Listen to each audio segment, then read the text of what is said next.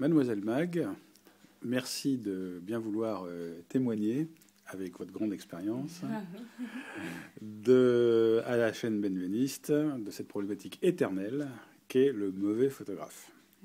Voilà, c'est un animal dont les contours sont flous parce que d'un modèle à l'autre, la définition varie assez considérablement. Alors pour vous, c'est quoi un mauvais photographe? Alors pour moi, un mauvais photographe, c'est une personne qui ne sait pas rendre de belles photos. Qu'est-ce que c'est qu'une belle photo? Une belle photo, c'est une photo où le modèle principalement est bien mis en valeur et est bien représenté. Donc une bonne photo et donc un bon photographe, c'est quelqu'un qui a uniquement pour tâche de mettre correctement le modèle en valeur. L'image en valeur, l'ensemble de la photo en valeur. Ah, d'accord.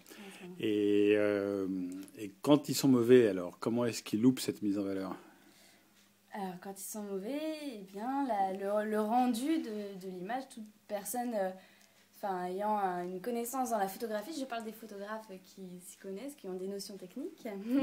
Donc toute personne ayant une notion de la photographie ne trouvera pas l'image au top. Enfin, un bon photographe, c'est un photographe qui fait une image très très, waouh, très très belle. Ah waouh, le voilà, fameux waouh concept. Voilà, le fameux waouh. Ah ok. Voilà. Et il a des caractéristiques particulières, ce mauvais photographe, pour ne pas arriver à faire une image waouh. À quoi il ressemble? Comment il se comporte? Après, c'est pas au niveau de son comportement, c'est vraiment au niveau du rendu des photos. Parce que je pense que le comportement d'un photographe, c'est pas le comportement d'un photographe, c'est le comportement d'une personne. Le comportement est lié à la personne et non au photographe en lui-même. Donc quelqu'un qui a un mauvais comportement peut faire une bonne photo? Oui, oui, bien sûr. Donc vous pensez que par exemple Hitler aurait pu faire une bonne photo? Ah, mais bien sûr. C'est vraiment un trait d'extrême, mais... mais oui. Et donc vous pensez qu'il n'y a pas de relation stricte entre la morale et l'art? La morale d'une personne, non. La morale d'une personne et l'art, non, je ne pense pas. Mais après, il y a le ressenti forcément dans la photo, mais si le ressenti n'est pas flagrant, non, Par exemple, un pédophile qui abuserait d'un enfant en live pour l'appareil photo, pourrait-il faire une bonne photo? Non, parce que là, ça vient du thème de la pédophilie, c'est pas... Donc, quand le thème est affreux, oui, la photo est nécessairement affreuse. Voilà.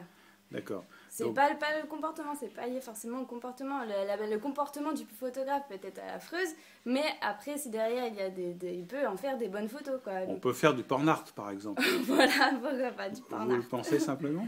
Oui. Tout dépend du rendu. Tout dépend des rendu. Donc on peut faire de l'angle, de tout. On peut faire du pédophile art aussi. Oui, mais ça, c'est un sujet plus difficile à atteindre. Ouais, mais ça pourrait être possible. Mais je ne sais pas, je n'en ai jamais vu pour l'instant. mais je sais pas, tout dépend vraiment de la photo, du rendu de la photo. D'accord.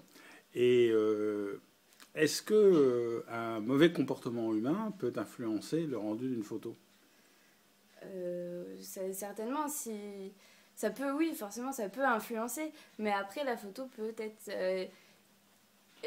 prise dans un autre sens aussi. C'est pour ça que le rendu de la photo. D'accord. Bien. Écoutez, j'observe que vous vous situez dans un no man's land intellectuel intéressant, quelque part entre la mauvaise attention qui débouche sur la bonne photo et malgré tout une vision assez objective de la photo. Parce que dans la photo, en fait, on ne sait pas ce qu'il y a derrière.